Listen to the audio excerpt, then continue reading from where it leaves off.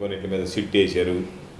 కేసులకి, అరెస్టులకి, జైళ్ళకి భయపడేటువంటి వాళ్ళం కాదు. కాబట్టి అటువంటి బెదిరింపులకి భయపడేటువంటి ప్రసక్తి ఉండదు. కాబట్టి అన్ని కేసులు కూడా ఏంటి, చంద్రబాబు నాయుడు సూపర్ 6 కింద హామీలు అమలు చేయలేదు.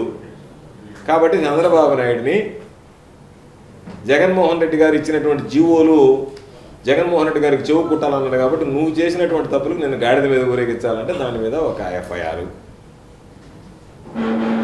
బెల్ షాపులు సోమిరెడ్డి దోచుకుంటా ఉంటే షాప్ కొట్టు, డబ్బులు కొట్టు, షాప్ కొట్టు అనుకుంటా.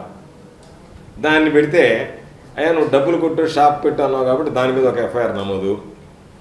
పోలీసులు ఈ సమాజంలో భిన్నమైనటువంటి వాళ్ళు, మిగతా వాళ్ళందరూ వేసుకోకుండా అందరూ కాకి ప్యాంటు, కాకి షర్టు, టోపీ పెట్టుకోలేరు.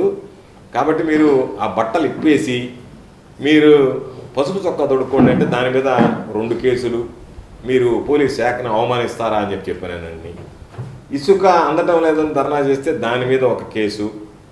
కాబట్టి మొత్తం మీద 6 కేసులు నమోదే. నిన్న క్వాలిటీ మైనింగ్కి సంబంధించి ఒక కేసు నా మీద నన్ను చేర్చడం జరిగింది. ఎంత నవ్వు వచ్చిందంటే ఆ కేసు చూసి, ఎంత హాస్యాస్పదమైనటువంటి కేసు అంటే, ఆ కేసులో నా పాత్ర ఏందో తెలుసా పోలీసు వాళ్ళు కనపరిచింది.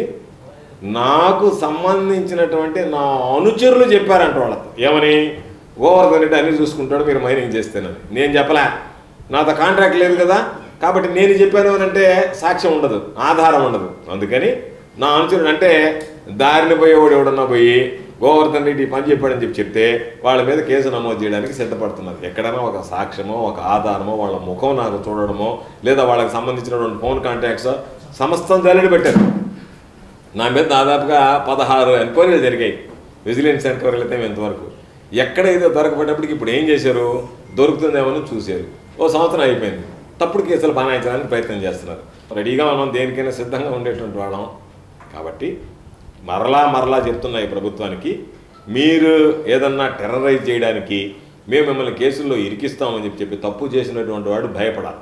తప్పు చేసినటువంటి వాడు శిక్ష పడుతుందని చెప్పి బీతిల్లాలి. అటువంటిది ఏమీ లేదు.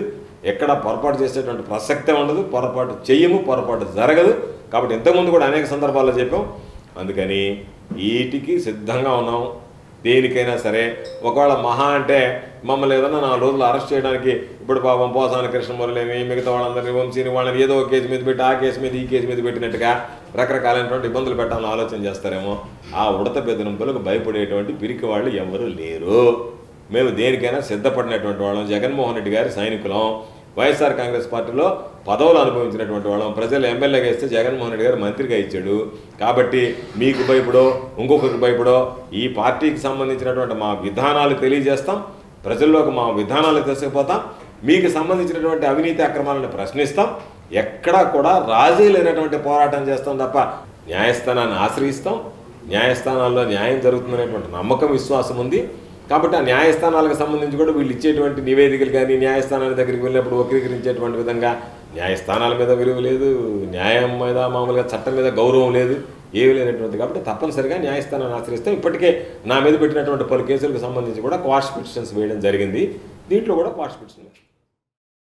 Siddhartha endocrine and dermatology hospital, TDP office దగ్గర, mini bypass road, Nellore. Doctor Z Siddhu Nikhit, diabetes, thyroid and hormone disorders super specialist. Sugar, thyroid, పిల్లల్లో వచ్చే ఎదుగుదల లోపాలు, పీసీఓడి సమస్యలకు ప్రత్యేకంగా చూడబడును. Doctor Pellakuru Preethi Reddy, dermatologist. అన్ని రకాల చర్మ సంబంధిత వ్యాధులకు అత్యాధునిక ట్రీట్మెంట్స్ ద్వారా పరిష్కారం. మొటిమలు, మచ్చలకు కెమికల్ పీల్ ద్వారా ట్రీట్మెంట్. మంగుకు, చర్మకాంతికి చికిత్స.